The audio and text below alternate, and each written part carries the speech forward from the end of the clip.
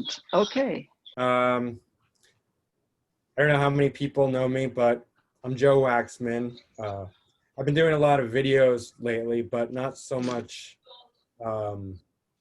live classes. I did, I guess, one live class recently.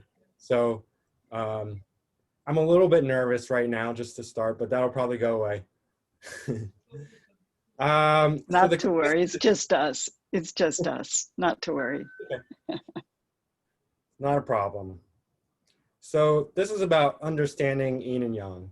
And I just want to, you're shaking your, okay. I want to start off mentioning how I grew up a little bit, because it's obviously different from the way you guys grew up, most of you, I imagine. I grew up in a Macrobiotic household. My parents are Denny and Judy Waxman, or previously she goes by Judy Floor now. But Yin and Yang was a normal part of daily life, the conversation. It was like, you know, you learn how to speak. And for me, it was learning also about Yin and Yang. You know, these were regular, normal words and terminology. And I grew up in study houses. So it was, you know, my parents were teaching and talking. Yin and Yang was all over the place every day. There wasn't a point where I just started learning about Yin and Yang. It was normal for me. It was everything, you know? So I don't actually know when I learned about Yin and Yang. It was always there. But I remember even before the age of 10, this one specific time, my father turned to me and he said, "Am I too Yin or am I too Yang?" And I looked at him and I just knew. I said, "You're too young." He's like, "Oh, really?" So, you know, I have some other stories about things like that. Like one time I had a stomach ache and I was a little bit older, maybe young teens. And I turned to my father, I said, "Oh, my stomach hurts, what should I do?" And he's like, "Oh, have some umesho bancha." So I had some umesho bancha and it made it worse. And I was like, you know, my stomach hurts even worse now. And he's like, I don't know what to do. And I was like, you know, I really just want to go take a bath. So I went and took a bath, and I felt better. So that means that the cause was Yang and the cure was Yin. In the early days of macrobiotics, everyone was kind of obsessed with Yang. You know, the Yang was good, Yin was bad, was sort of the underlying unsaid, unspoken premise. And that obviously came from Osawa, and, you know, the Kushis, the Iharas, his students carried that along. It's sort of a very Japanese sort of traditional orientation, you know, to be much more yang and contracted and to be heavy on the salt and all that. They had their reasons. I mean, I'm not saying it was wrong or anything, but when it translated over to America, modern times, it's sort of, we needed different things. So in the early days, everyone was too young and everyone thought Yang is good, Yin is bad. And over time, we had to sort of readjust our thinking, readapt it to modern life, to being Westerners, to being mainlanders, not islanders. Japanese condition,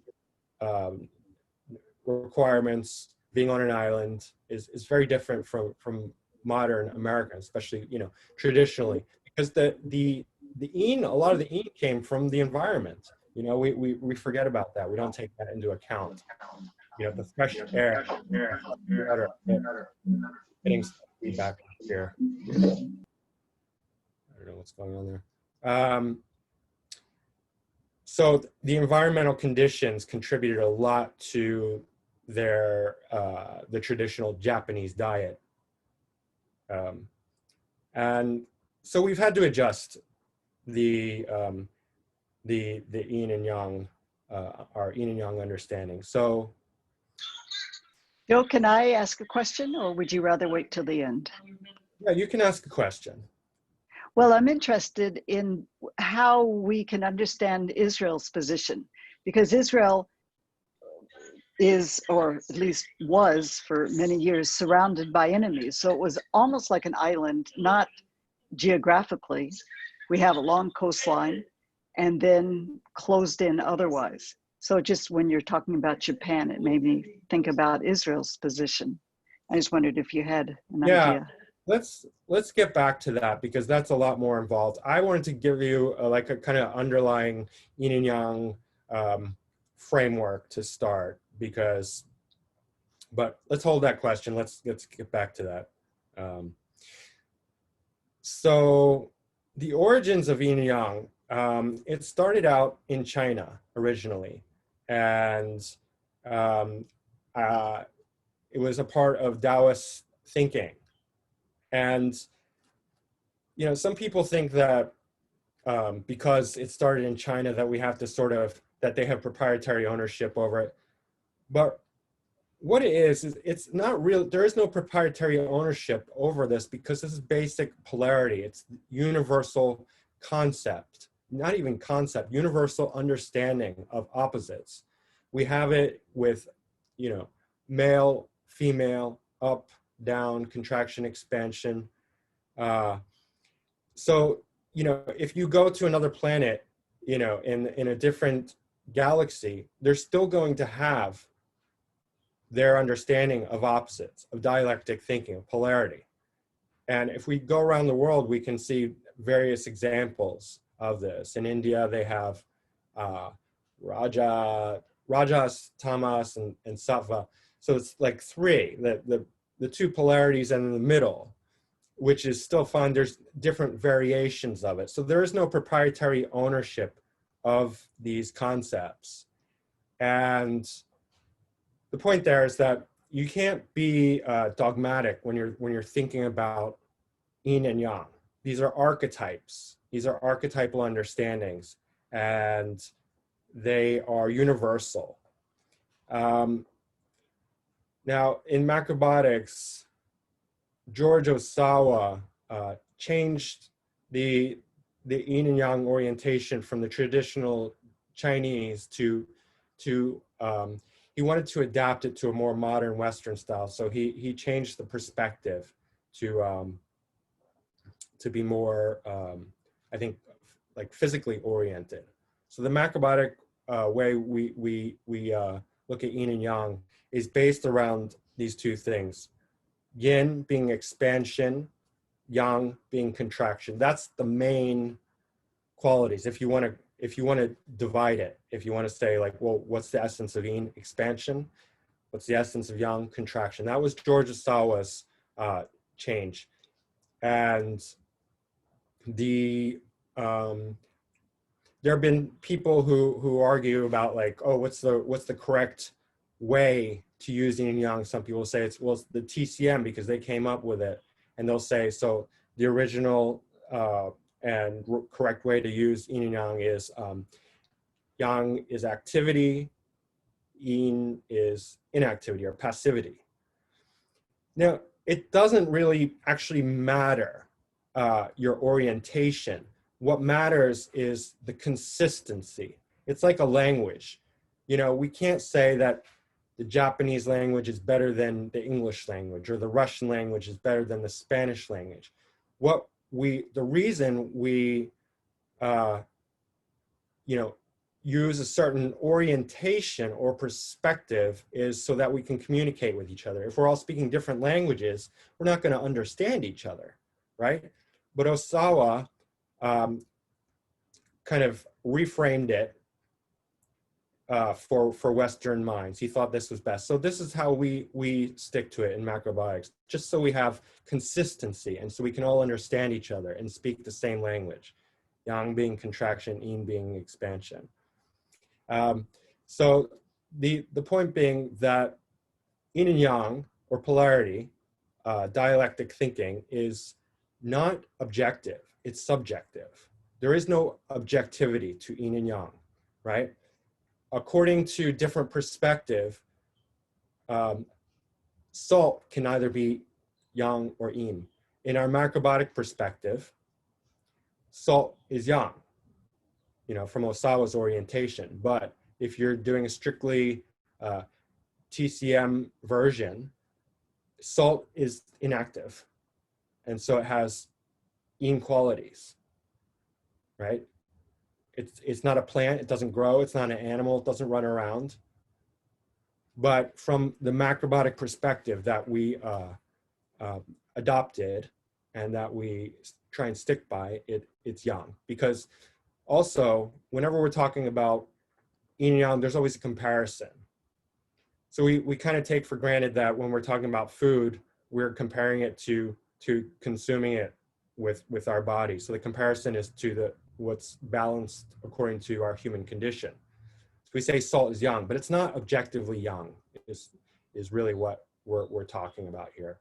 And we say sugar is yin and other things, but that's not objectively yin. It's only in relation to us eating it, right? So always it's a relationship. Yin and yang is a relationship. And these are abstract concepts and archetypes. So because of that, we have to be very flexible when we're talking about yin and yang, and we have to realize that it's all relative. And there's no absolutes in yin and yang thinking. Okay, and so I like to think about archetypes and numbers when we're talking about these things. And when we study macrobiotic thinking, that's one of the things we have. Well, yin and yang is 2. What comes before 2 is 1. So it's important to understand how there's the progression of these things. 1 is the number of God, it's unity, right? So it's the totality, 1. And then if we have a division, that's 2. That's where yin and yang comes in. So that's the most basic division, yin and yang, or any polarity. And just to give you an idea, I'll run through it. Yin is expansion, yang is contraction. Yin is up, yang is down. Yin is soft, yang is hard. Yin is feminine, yang is masculine. Yin is slow, yang is fast. Yin is passive, yang is active. Yin is outside, yang is inside. Yin is periphery, yang is center. And George Osawa made up a whole list of rules about these things. I don't actually have any George Osawa books anymore because they all got destroyed in a flood in the basement. So I had to get rid of them. But it actually helped my understanding because now I don't have any reference to go by. It's all my, internalized. And, but back to the numbers. So 2 is the number of yin and yang, but then we have, I don't know if if you can just see the progression here. I'm not, if I was more adept at computers, I would have a PowerPoint presentation, but I'm just gonna have to do finger drawings. And so circle is a good way to understand yin and yang. If you just think about a circle, without any division, you have the whole. So a circle could represent God. But if you go one side up, the other side going down, then you have yin and yang. Yin is the rising side, yang is the settling side. So that's a good basic way to understand yin and yang. And from there, because from 1 to 2, we already have numbers and we already have division.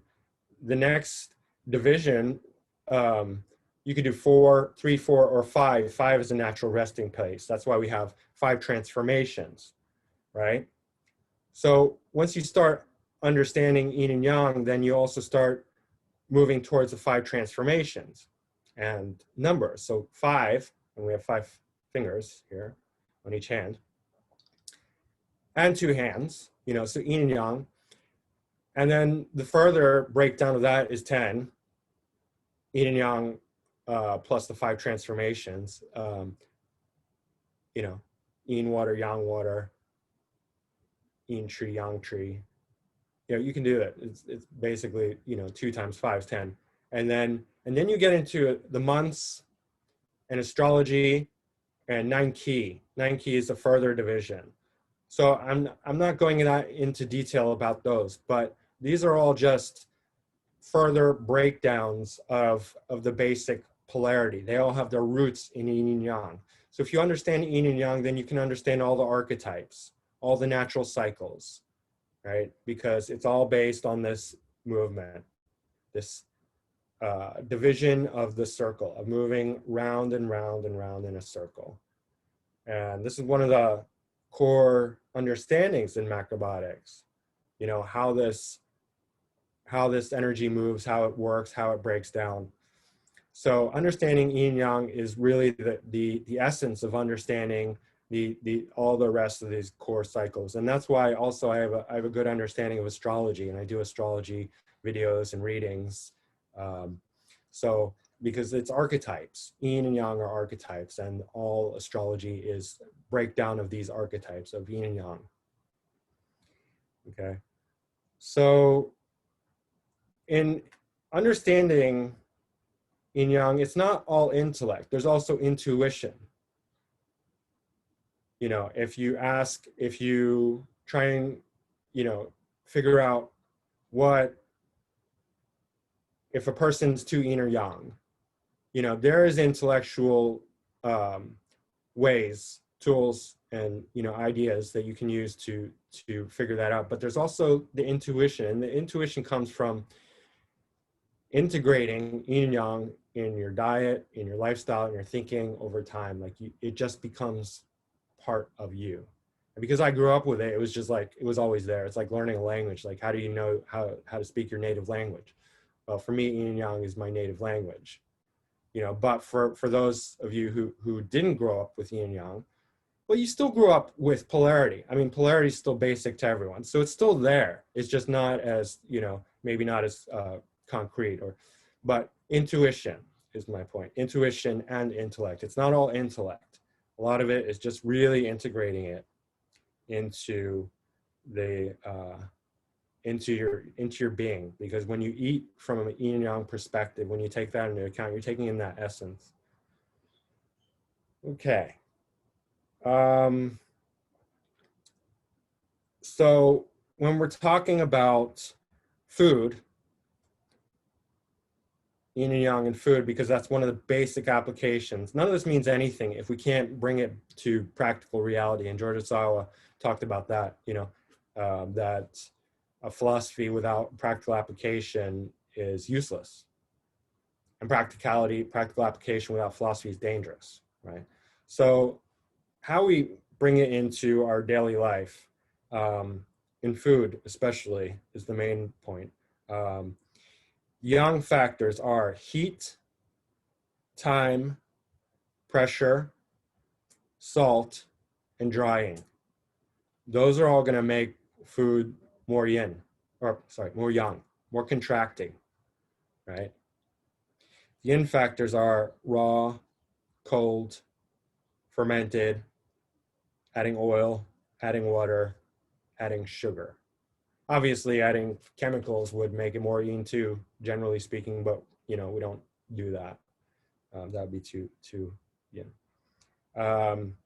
So these are ways in which we can make our food more yin and more yang, and it's important to incorporate those consciously so that we can make yin yang, make polarity, make dialectics conscious within our diet, within our lifestyle. Okay. So the yin and yang spectrum, I wish I had a drawing for this, but I don't. Like, if you think one side is yang and the other side is yin, and the middle is balanced. That's one way to look at it. And in macrobiotics, we say, well, balance point, that's where life begins. That's where the health begins. That's where life begins, right in the middle. And so if that were the case, then we could just say, well, if, you know, brown rice is in the middle, we should just eat brown rice, you know, and do nothing else. That's a little simplistic, right? That's a little bit too simplistic way to look at yin and yang, you know, or this is, you know, or if we think that, you know, even more immature, that yang is healthy and yin is unhealthy, so we should just you know, be as young as possible. So we want to eat tons of salt, and no liquid, no oil, no sugar, and just, well, that's what people actually did in the beginning of macrobiotics. They tried to eat as young as possible, and because it was a Japanese orientation, then you had people like dressing up in kimonos with samurai swords, like going out in the street and like trying to fight each other. That sort of thing happened. It was a sort of psychosis, but it was based on a misunderstanding of yin and yang.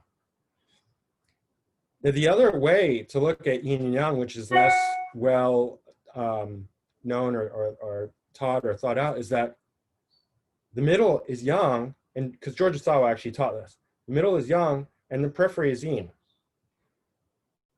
right? So if you think that way, then you think, okay, salt is not the solution because that's more on the periphery. Meat's not the solution, sugar is not the solution is to just eat brown rice, pressure cooked brown rice, and chew very well.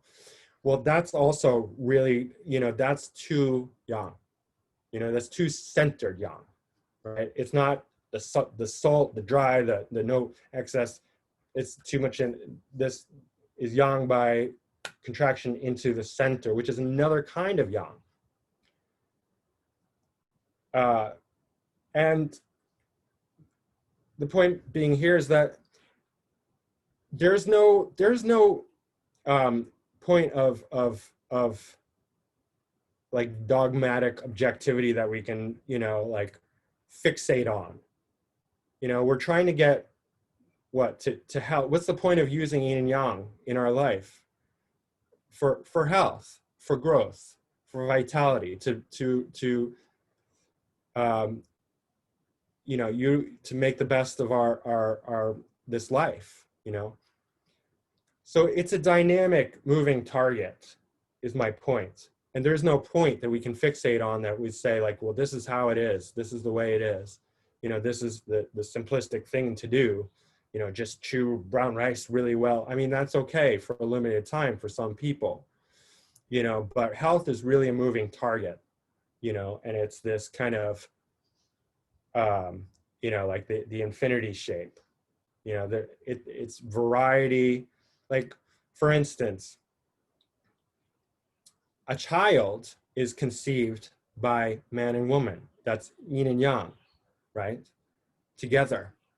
And the circumstances for that have to be ideal. It doesn't always happen. We can't just put a man and woman together and then make a child. They don't always make it. Maybe they don't even like each other, right? Maybe they can't conceive. There's so many variations about, what creates that spark of life. And it's not simplistic, and simplistic understanding doesn't cut it. You can't just have a simplistic understanding of yin and yang and say, well, that's health. So the same thing, because when a child is conceived, that's a creation of life. And so creating health also requires a kind of dynamic, alive view. You're actually, the understanding of yin and yang has to be alive, right? It can't be dead. It can't be dogmatic. It can't be static. That's why, even though this is such a simple understanding, the most simple, but the most simple is actually one, understanding God, understanding unity, understanding the universe.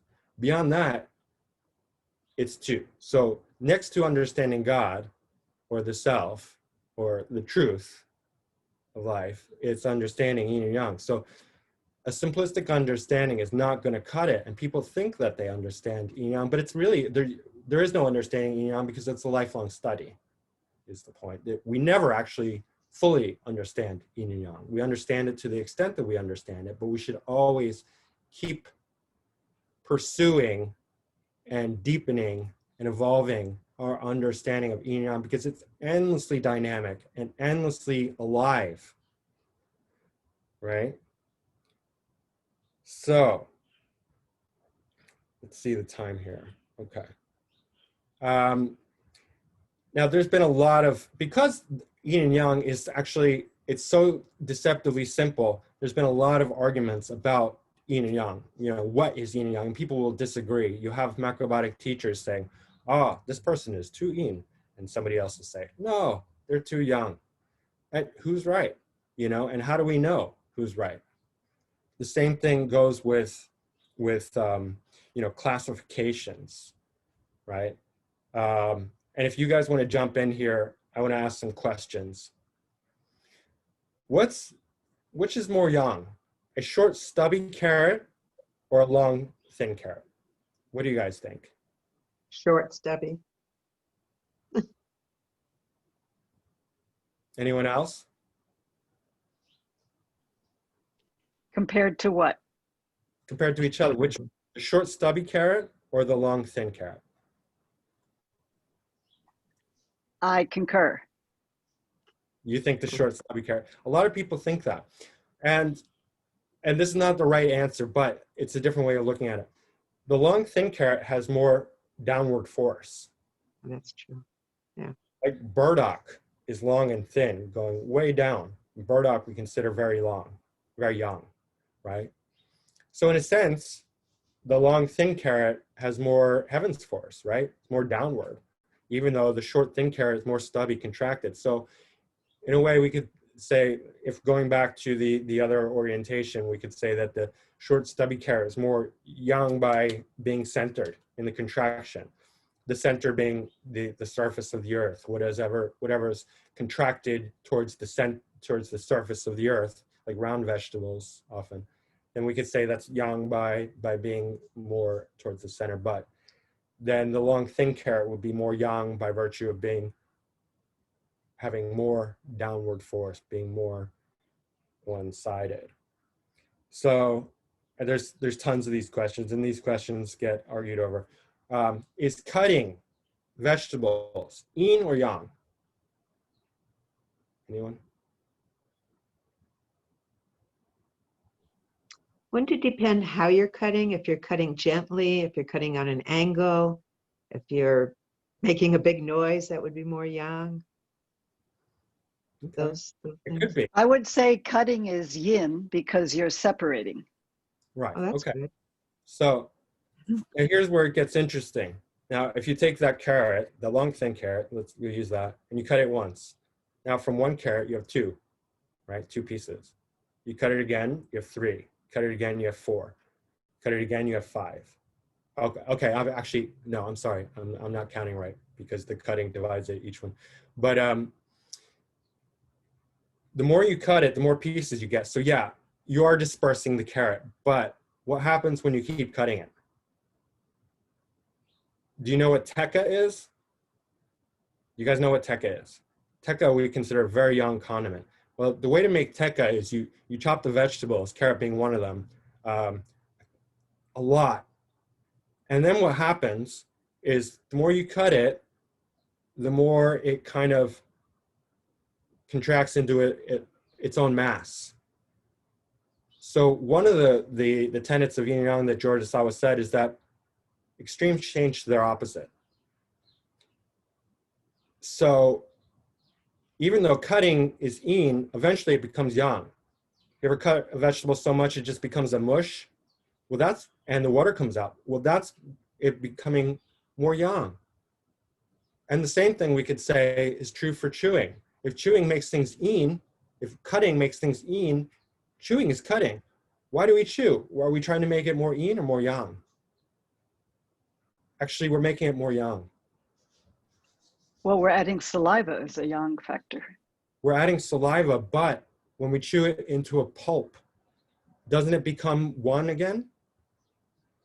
You know what I mean? Like if you cut that same carrot enough, eventually it's going to be a pulp and it's going to contract into itself. So that's yin changing to yang. The other factor is that when you cut vegetables, they become more yin, but then we cook them or we add salt or pressure or time. The yin has more capacity for yang. So then we cut vegetables to first make them more yin, but then ultimately to make them more yang, right? So it's very dynamic like that. Is meat, animal flesh, yin or yang? Anyone? Compared to vegetables, very young. Compared to grains, very young. It's highly acidic, which is a yin factor. Oh, that's good. Right. Right. So it has both qualities. In some ways, it's very young, right? Because, um, compared to grain, animals run away from you. You try and get an animal, it's not going to stay there. It's going to run away. It's active, and the meat is red. The flesh is red oftentimes. Well, there's white meat too, but the mammals, the cows, red meat. So it has this very yang quality to it, right? But it has a very yin quality too, because it's got tons of fat, tons of saturated fat, tons of nutrients, and it's acidifying. Aren't we concerned how it affects us, whether it's a yang effect or a yin effect on our bodies? Well, it has both of these, is what I'm saying. And it's not so cut and dry, it's not so simple, right? It's dynamic. And yes, you're right. It does, the effect on our health for most of us is not ideal. We don't normally want to eat meat. There are occasions where meat might be appropriate, but yes. So we need to be very pliable in our thinking, and we need to see things from different perspectives when we're talking about yin and yang, and keep moving. It's a dance, right? Another good one is, which is more yang, an apple or a strawberry? Anyone have any thoughts about that? A strawberry is smaller, but an apple is more hard. Strawberries, well, I guess it depends how sweet the apple is, but I would guess the strawberry is sweeter. That was one of the arguments that I remember online from years ago. And different people said different things. Well, with the strawberry, you're actually eating more of the whole food, because you're eating the seed and the fruit, and it's low to the ground, right? An apple comes from the tree, it's higher up. But how quickly does a strawberry grow? A strawberry will go from seed to strawberry in one season. An apple tree takes a very long time to grow, from seed to apple. So there's a lot of processing in between the apple seed and the apple fruit. And that's another factor. And then you have, of course, many different kinds of apples, very tart, very small, very hard, like crab apples or Granny Smith, or very big and sweet ones. And the same thing with strawberries too. But there's different ways to see these things. Isn't another factor how quickly it goes bad? The quicker it goes bad, the more yin it is. That's true. That's true. And a strawberry will go bad much quicker than an apple, right? So they have these different, qualities, and it's not so easy to say. There's no objective reality to yin and yang, right? We can't put a yang in our hand. I'm holding a yang, there's no such thing as a yang or a yin. They don't exist really. They are archetypes. They are abstract phenomena, and it's important to understand there's no objective reality to yin and yang. Okay, but they have endless, applications and permutations in practical real life. So that's essentially the essence of trying to understand the basics of yin and yang. The orientation that I want to pass on is, don't be attached to any fixed perspective or objective reality, or proprietary ownership, like Yin and Yang belongs to China and we have to, follow their rule. No, we're just speaking a language, and languages change and evolve. And Osawa started the language of Yin and Yang for Macrobiotic use. So we're speaking a similar language there. So I think it's important to honor that, just because like we're all speaking English here. And if somebody started speaking Spanish or Russian, it would just be very confusing and there wouldn't be any point to it. And they would say, well, Russian is a superior language. That's why I'm speaking Russian, you know, in Russian. And we'd just be like, huh? Anyway, guys, what kind of questions do you have? Okay, Dina, can you re-ask your question? Well, I've been thinking, I was asking about Israel and how it is a political island and isolated, which is a Yangizing factor. Yes. For example, if one goes on a cruise ship and surrounded by water or an airplane, and so it's a encapsulated experience. So that's the Yangizing factor. Yeah. So then I'm looking for where are the yin factors within that as well. Yeah, well, young people tend to be more free, right? Because the yang goes deep and then their thinking becomes much more open, right? I just read this thing, like, okay, so something that you pointed out before is there's more vegetarians in Israel than anywhere else. Or, I don't know, is that true? Or there's a lot of vegetarians in Israel. Yeah, no, it's true. And I just read this thing, Starbucks tried to go to Israel and they went bankrupt. And it was like That's the right. only place. Why? Because the Israelis have so much good coffee that they didn't want any Starbucks. Okay, Starbucks was too young for us. Yeah, you could say that too, right? But just the freedom of the Yangizing effect makes people much more have much more in spirit, bigger spirit, you know, bigger mind, bigger thinking. So not just Israel, but anywhere where you have that, you know. We often ask, why is it that the Jews have persisted when the Romans failed and the Sadducees failed and the Pharisees failed, and you know, there's so many different cultures and nations, and only the Jews continued. So it's an interesting understanding how you're presenting it. Yeah, there's endless applications for Yin and Yang, and we could get very in depth and involved with questions like that. That's not something that I have the time to really dive into here because it's so you know, there's such a big subject. But yes, and we could use Yin and Yang to think about that. And there, I don't have a clear, concise, simple answer for you about that. Excuse me. I would think differently. Yes. I don't know much about Yin and Yang. That's why I was listening to this lecture. I would think that Yin is more sensitive people, no?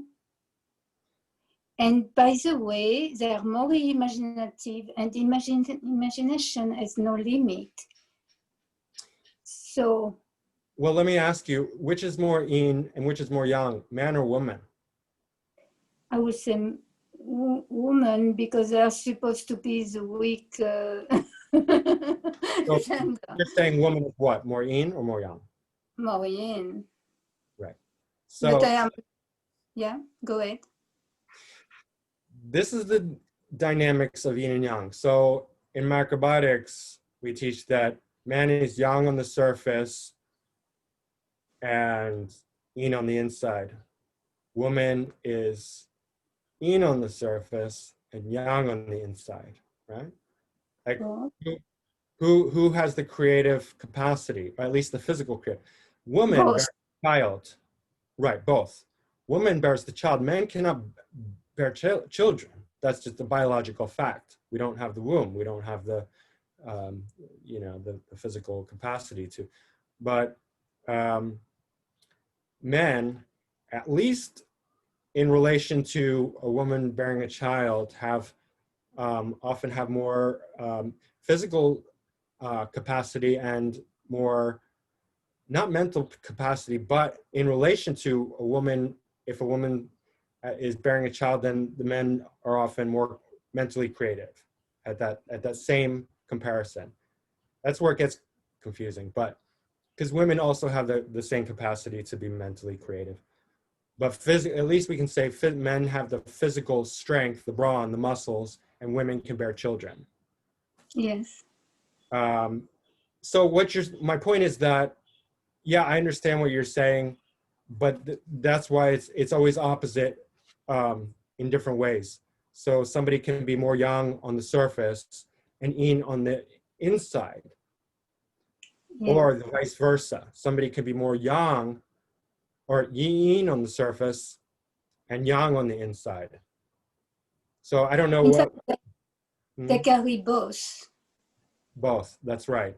You know, and often the outside is opposite from the inside, right? Outside people can be very, you know, hard and tough, but inside they're very tender and sweet and caring. That often happens. Or the opposite. That's how they describe sabras, which is the word for a native Israeli. Right. Yeah.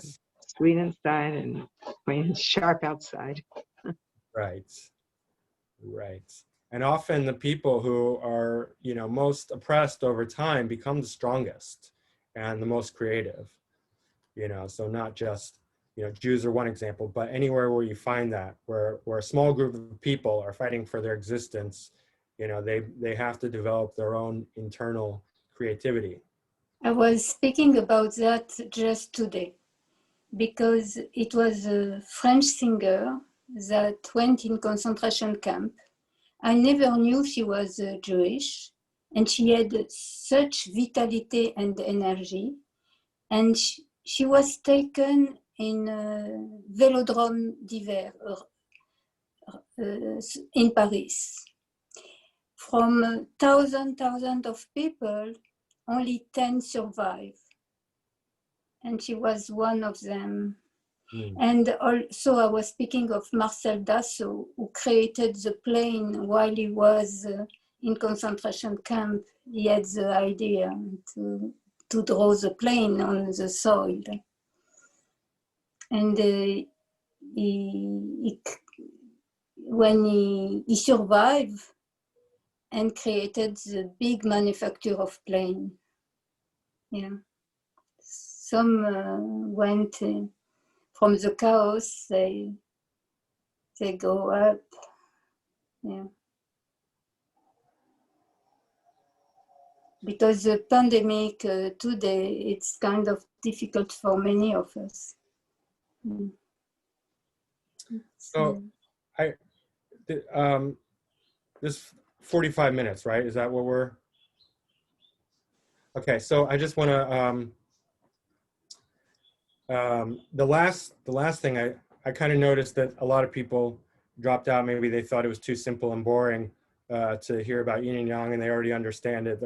We have many masters of Yin and Yang and macrobiotics, people who finished they're completely done. They don't need to think about Yin and Yang ever again.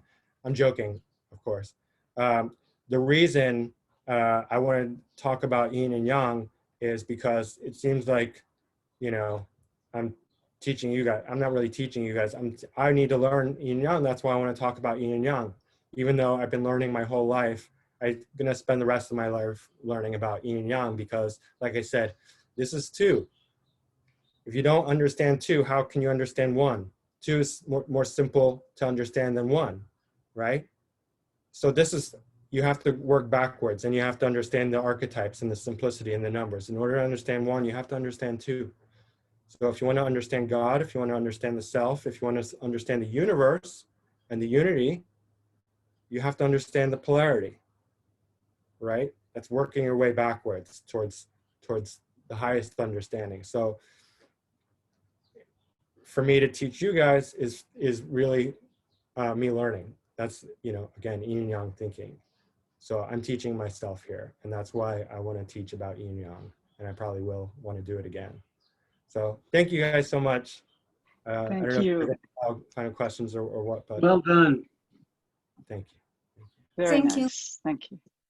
You know, grains, beans, nuts, and seeds are more yang because they're more in the beginning stage. So like that, then you just know what's going into the food. Then you can know the effect it's going to have on people. And you pay attention. You look at the yin and yang factors, and some of this is intuition. You just feel, it's what it is that you're cooking, and then experience too. Right? You just experience over time the effects on your body. You eat a certain food, and you know how it feels to eat that food, and then you look at the other people, and you know whether are they yin or yang. Well, if you don't know whether they're yin or yang, you just have to take your best guess and keep trying, and you will eventually understand more about their condition. Or you can take the advice of somebody else. Maybe they've seen a counselor, and the counselor says, "You're too young," and you know they're too young. Or "You're too yin," and you know they're too yin, right? So like that. I mean, I hope that answers the question.